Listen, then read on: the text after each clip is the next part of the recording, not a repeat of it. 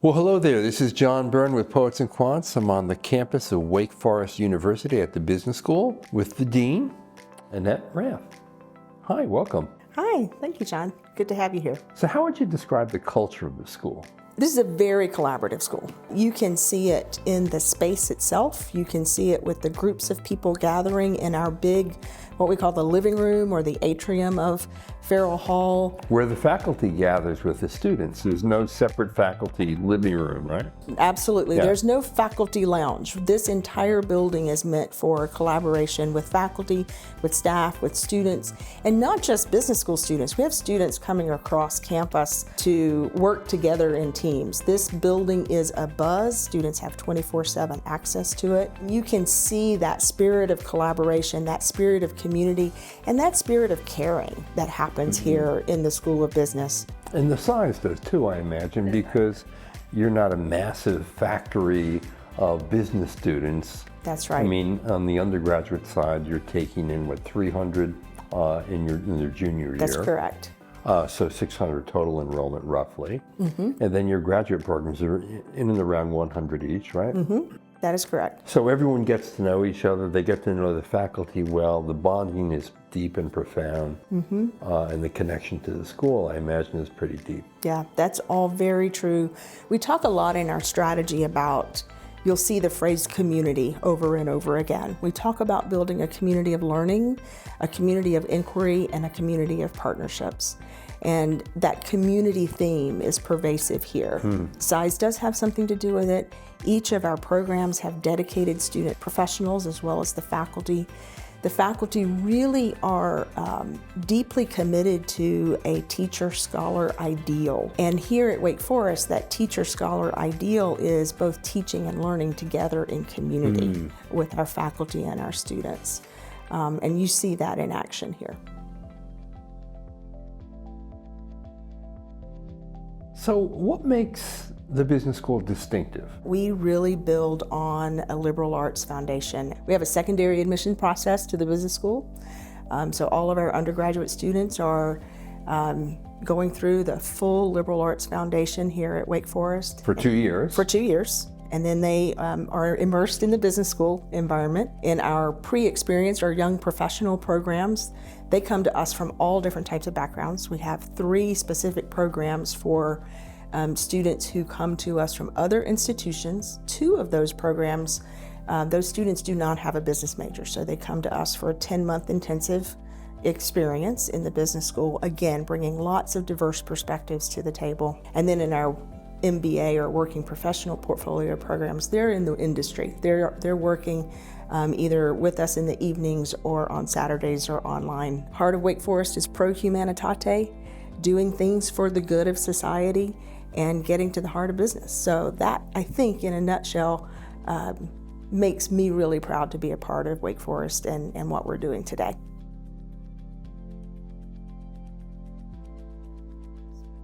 Now, Annette, like me, you are a first-generation college Yes. graduate. Yeah. Your parents were factory workers, just as mine were. And I wonder, if that brings a certain kinds of lens Yeah. that you see business education through that might be quite different. Yeah, so first generation college kid from Appalachia, that's where I'm from, and went to school, got a math degree as an undergrad. It was a concrete subject and I could figure out the problems and got the answers, but really was exposed to a tremendous amount about the world through higher education. And I would say in my early 20s and 30s, I was learning and growing and going to school and did a master's at Georgia Tech and worked in industry in Atlanta at AT&T and EDS, and then went back for my PhD in strategy at Chapel Hill. Those were true growth opportunities for me where I really began to, I don't know that I could have articulated this at the time, but now with reflection, really understand the power of the integration of higher education and business, or higher education and commerce.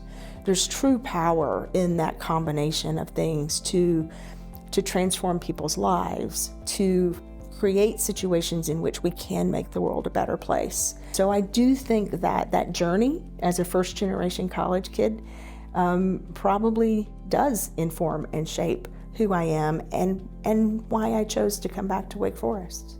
And it's remarkable that you've had 3 deanships now. I wonder what you've learned in that journey through leading 3 different schools. Mm-hmm. Each school is unique. Each school Sure. has its differentiation factors. Each school has slight variances on its mission. But what's really wonderful about being in a role like this is you get to work with some exceptional teachers, exceptional faculty, exceptional students. And so figuring out how to construct the environment that's right for that institution at that point in time to unleash that talent, that's where things are going to happen really, really amazingly. Now, Annette, your return as dean a little over 2 years ago is in some ways coming home. It is. Because you started as an assistant professor in strategic management at Wake Forest Yes. after you got your PhD. Yes. You went on to become dean of 2 other schools. Yes. And this is your 3rd deanship. When you came back, was there a surprise for you in any way? I mean, your initial impressions of the school and how it changed? Yes and no. It's very interesting to come back to a place 25 years later, and that place was the place I learned to be a professor. This is where I learned how to be a teacher and a scholar. This is where those values were sort of ingrained in me for both high quality research that matters in industry as well as high quality teaching and developing young people. So I was an assistant and associate professor here more than 2 decades ago. I came back to that same Wake Forest that's truly committed to those ideals, to that experience for students, to pursuing research that matters to the world. That's fantastic.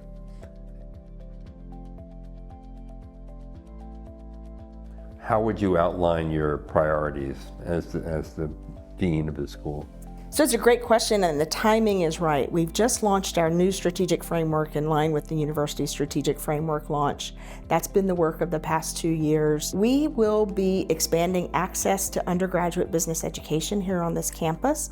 That doesn't necessarily mean we'll be growing our number of majors, but we are creating some pathways programs and opportunities for early access to some business. We're working in conjunction with our partners across campus to explore other ways to provide business education to students who are majoring in other things here at Wake Forest, such as a minor, such as personal finance, those types of things. So that is one of the things that I think is really important for us here. It's a responsibility we have on a campus like this to provide access to that type of education, partnering with our entrepreneurship program. At the graduate level, it's a similar story. We have some really unique opportunities here to partner with our law school, our medical school, create more opportunities for JD MBA, MD MBA, those sorts of programs. So dual degree programs. Dual degree, joint degree programs. The Dean of Divinity and I are having some really interesting conversations about what would a dual degree MBA MDiv look like at a place like Wake Forest, where we could do something pretty unique in that space. The School of Professional Studies is also in Charlotte, and they do more modular certificate type offerings within some degree specialty programs. So how do we partner with them more effectively and create some unique paths within our master's programs? We're also working on a semester intensive program offering in consulting with AI or consulting in an AI context, which would be an optional add-on to any of our graduate programs that students might want to pursue. Taking a little bit more of a deep dive into living in the world and leading in the world where AI and emerging technologies are pervasive. Building on our expertise in analytics, but also looking at what's happening around us and how are we providing what we need to for students in that space as well. On the faculty side and with the students, we're really taking a deep dive into emerging technologies, as I said, continuing to build on leadership and character education, and we've also brought in a director of sustainability so that we can begin to really think about the role of sustainability, environmental sustainability, social issues, those sorts of things across our curriculum and in serving our students in an inclusive and globally minded culture that we want to create here.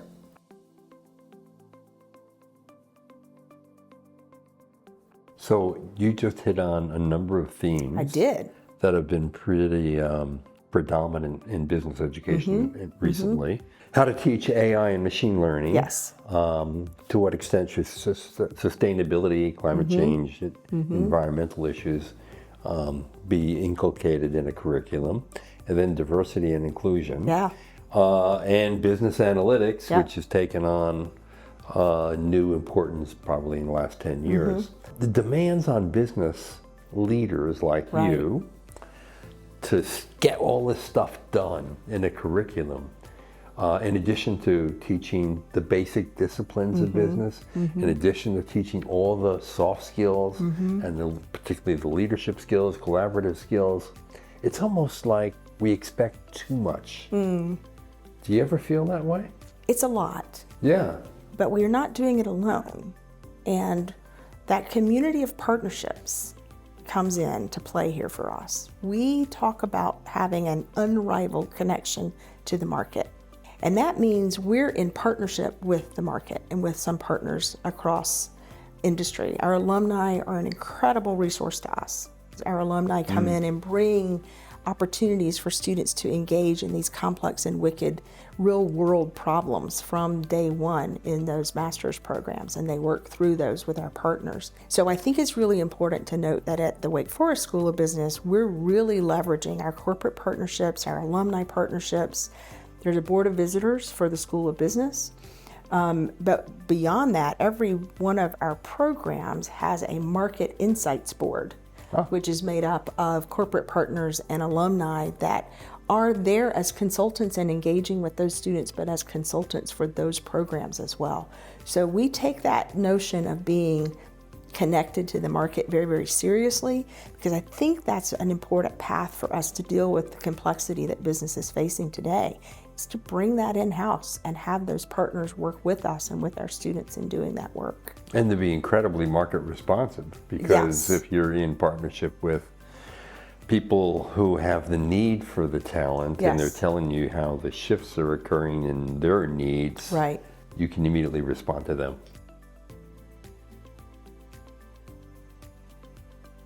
Now, I know in the recent past, Wake Forest has really doubled down on career development, career support, and your numbers are off the charts on that. Talk a little bit about your approach to career development at the school. We have a team here called the Market Readiness and Engagement Team, MRE. So you'll think about Office of Career and Professional Development or Career Services. That's our Market Readiness and Engagement Team. And that team starts working with students in the classroom and outside the classroom very, very early on, from day one in our master's programs and very early on as our students are admitted into the School of Business at the undergraduate level. They work to ensure that students are prepared professionally. They work on resume development. They manage the internship process that we have, and the majority of our students are doing an internship regardless of major or program. They are accounting and enterprise management majors are all required to do an internship. Our finance major is our largest major, and the majority of those students are doing an internship. Some of those through our pre-Wall Street program and our investment banking early tracking program, but market readiness and engagement are with our students from the beginning, in the classroom, outside the classroom, working with these internship opportunities. And ultimately, at the end of the day, at our 6-month placement rates are 95% or higher across all of our programs. And that was one of those really pleasant surprises when I joined here, is that is a very hands-on professional team. It's a commitment at Wake Forest in general, and then we sort of take it up a notch here in the School of Business with our market readiness and engagement folks. It's also telling to me that you named that staff organization Market Readiness. Because as you know, I mean, in the years when you worked at AT&T and EDS, corporations were much more willing to train people and rotate them and have them spend 6 months to a year really doing nothing. But today, companies want people to be job ready from day one, and they want contributions from their employees from day one. And so being market ready is essential to success. Right. Isn't that interesting that we need them to be market ready? And I've been talking about developing leaders for the future. Yeah. So I say we want them to be market ready, but we want them to be career minded. So they're looking at hitting the ground running on day one, Yep. but also with an eye toward how they can make an impact going forward in the future. And so that's what our team really works with our students to do, so that they are ready on day one, and then we're developing these leaders of character for the future. Right, so we do it through those boards. We also do it through the centers that we have in the School of Business. You have 4 centers, We have right? 4 centers. We have the Legacy Center for Leadership and Character, and they do some remarkable work with our partners across campus in leadership and character, but also with our industry partners as well. The Center for Analytics Impact has a number of corporate partners. Those partners are the ones that are providing real world projects and graduate consulting projects for our Masters in Business Analytics students. They have a lot of fun with that, some gaming and some competition and things with that center. But that center also hosts a thematic conference every year with those partners, so that we can continue to keep our thumb on the pulse of what's happening in that space. We have the Center for the Study of Capitalism, which is probably our oldest, longest term center that we have here, that really begins to delve into understanding society and capitalism, but also multi-generational perspectives on that. And then our most recent center came into the School of Business. It's the Center for Family and Private Business. And so we are connecting to private enterprise in that space quite well. And those centers, along with the boards and the market insight boards that we have and our alumni work, helps us deal with some of that complexity that you're talking about. Yes. I mean, there is among younger generations, more of an anti-capitalist sentiment in society overall. Mm-hmm. Having a center like that educate people and help them understand the system better and the advantages of the system. Right. Is kind of pretty important. Right, and I think one of the hallmarks of this school is to take those topics and take those entities and help our students, our faculty, and our staff to have deeper critical conversations, a world of conversation where things are not just black and white, but we can engage in some conversations and we can learn from each other's perspectives. We have our Director of Global Inclusion who is running some critical conversations workshops for us in the school, some that are planned and some that come up as things are happening in society, and then we'll have another workshop opportunity. So things through the centers and through the work that we're doing in the school, I think that's one of the hallmarks of this place. It goes back to the notion that our students are coming from a broad-based background, undergraduate education in liberal arts, or a variety of other backgrounds as our graduate students come to us. That's a big part of what we try to do here at Wake Forest, is to make sure that we can understand how to have those important conversations at critical times.